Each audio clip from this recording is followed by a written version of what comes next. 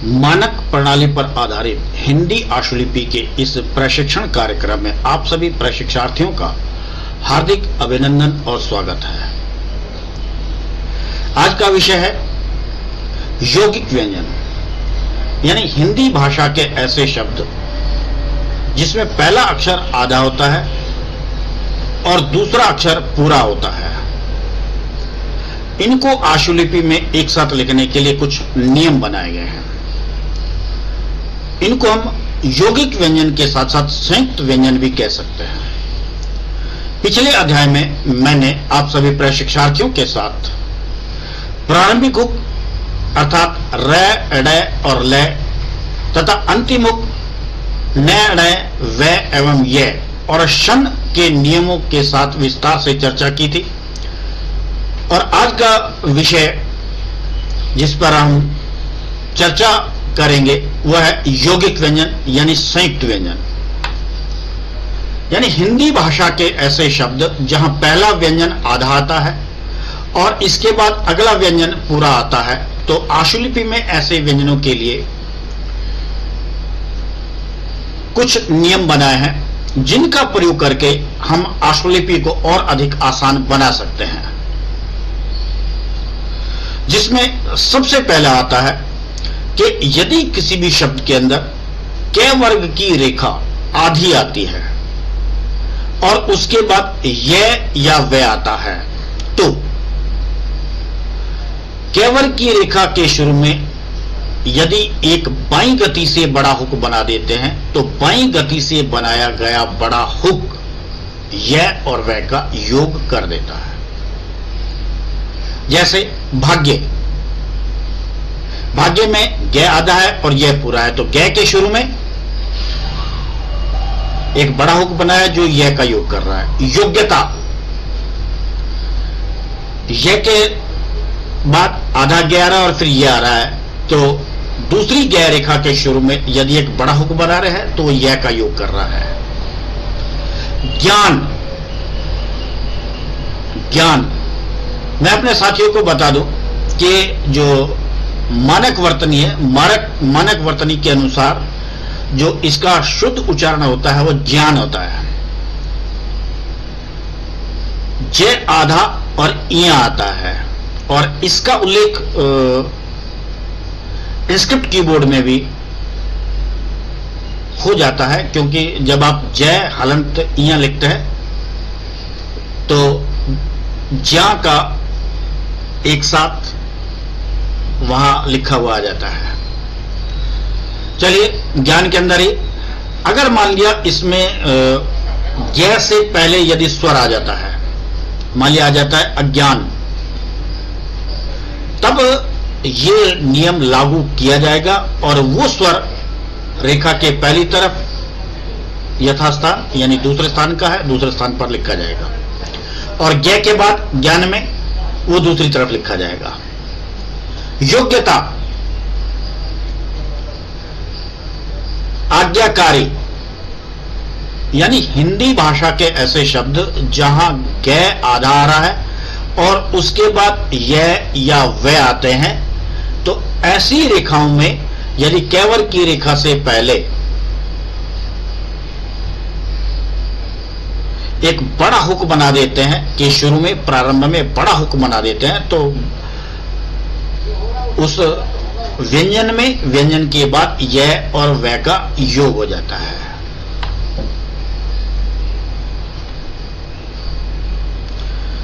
इसके अलावा है कि ऐसी रेखा जिसमें आपने य और या व का हुक बनाया हुआ है और उसके बाद यदि ल रेखा आती है तब यदि ल के बाद स्वर होता है तो रेखा नीचे से ऊपर ल की लिखी जाएगी। यदि ल से पहले स्वर आ जाता है तो ल की रेखा ऊपर से नीचे लिखी जाएगी। जैसे ग्वाला, ल के बाद स्वर है तो कब का प्रयोग करके ल रेखा अपवर्ड लिखी जाएगी। ग्वाल,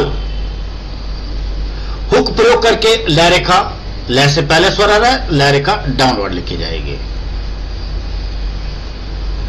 दूसरा आ जाता है हिंदी भाषा के ऐसे शब्द जहां स, श या श कहीं आधे व्यंजन के रूप में आ रहे हैं और इसके बाद य या व आ जाता है,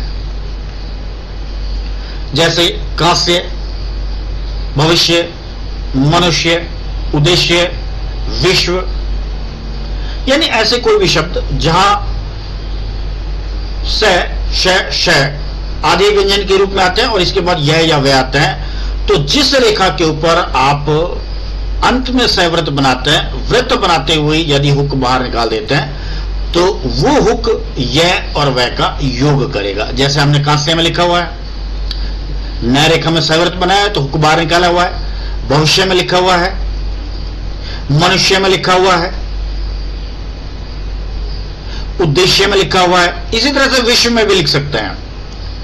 वह रेखा लिखने के बाद सवृत्त बाईं गति से यदि यह का हुक बना देता है तो वो वह का योग कर, दूसरे वाले वह का योग कर देगा, विश्व। और ऐसे शब्द जहां श के बाद यदि बहुवचन का संकेत आ जाता है, जैसे उद्देश्यों, मनुष्यों, तब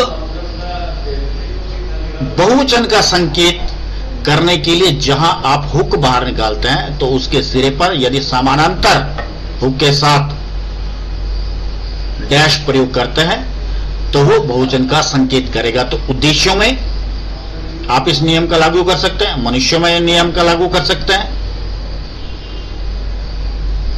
इसके बाद अगला है कि कहीं किसी भी शब्द में यदि स मीन्स तीनों इष्ट है, स, श और श, ठीक है, और यह वह के बीच में यदि स्वर आ जाता है, जैसे वंशीय, प्रदेशीय, दिवसीय, यदि इसके बीच में कहीं स्वर आ जाता है तो ये स्वर दो तरीके से लिख सकते हैं आप लोग। एक श और य के बीच जो स्वर आ रहा है वो हुक के अंदर प्रयोग कर सकते हैं या बाहर भी, हुक के बाहर भी प्रयोग कर सकते हैं। लेकिन दोनों ही स्थितियों में आपको इस नियम का प्रयोग करते हुए स्वर का लिखना है, स्वर को लिखना है। यानी कहीं भी किसी भी शब्द में व्यंजन स, श या श के बाद य या व आता है तो इनको एक साथ लिखने के लिए वृत्त बनाते हुए यदि हुक बाहर निकालते हैं तो यौगिक व्यंजन स, श या शव का प्रयोग किया जा सकता है।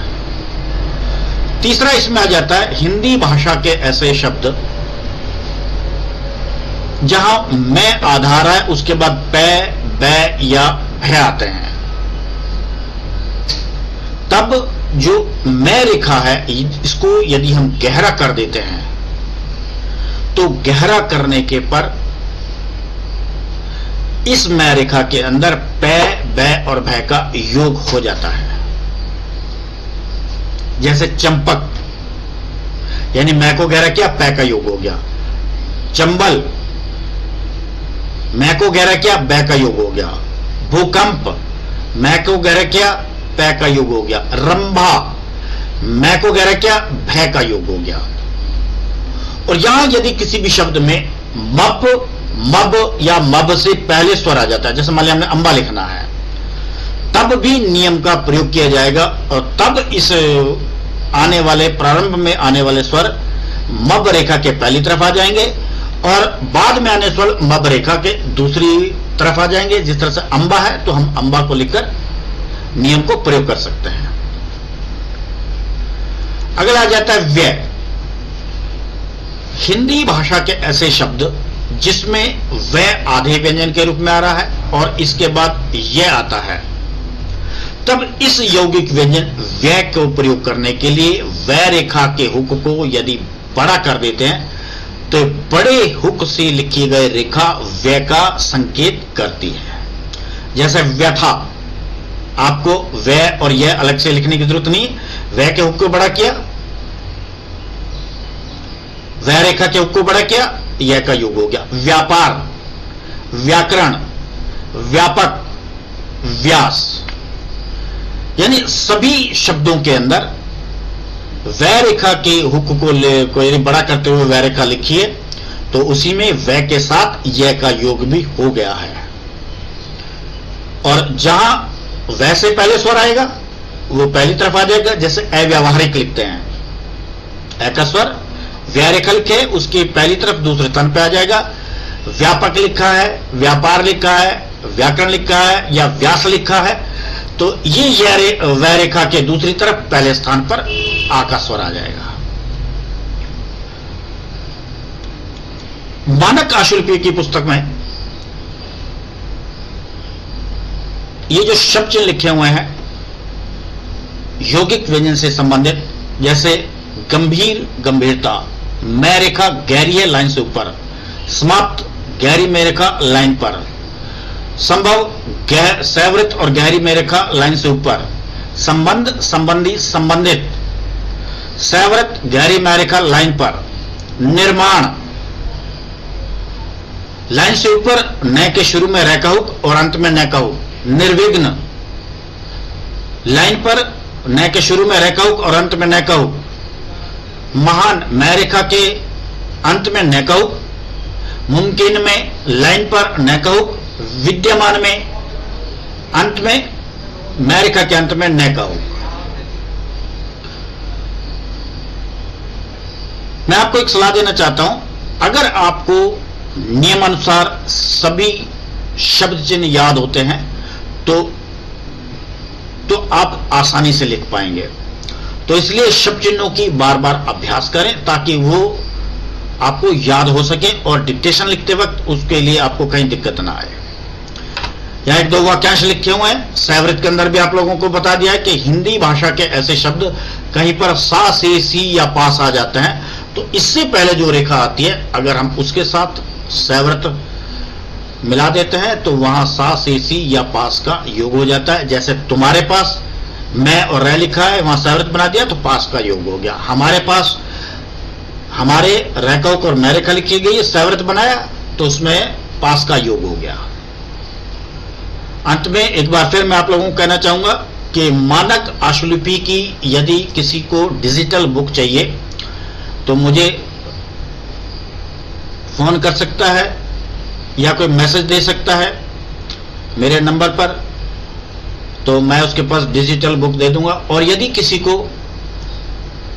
मानक आशुलिपि की पुस्तक चाहिए तो मेरे प्रशिक्षण केंद्र पर आकर मुझे फोन से संपर्क करेगा तो मैं उसको पुस्तक की उपलब्ध करा दूंगा।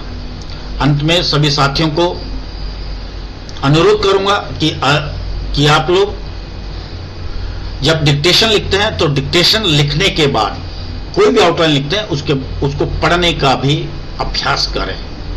यदि आप उसको बार बार पढ़ते हैं लिखते हैं तो आपको शब्द चिन्ह भी याद हो जाते हैं और आपको पहचान में भी फर्क आता है। अंत में सभी साथियों को नमस्ते, जय हिंद,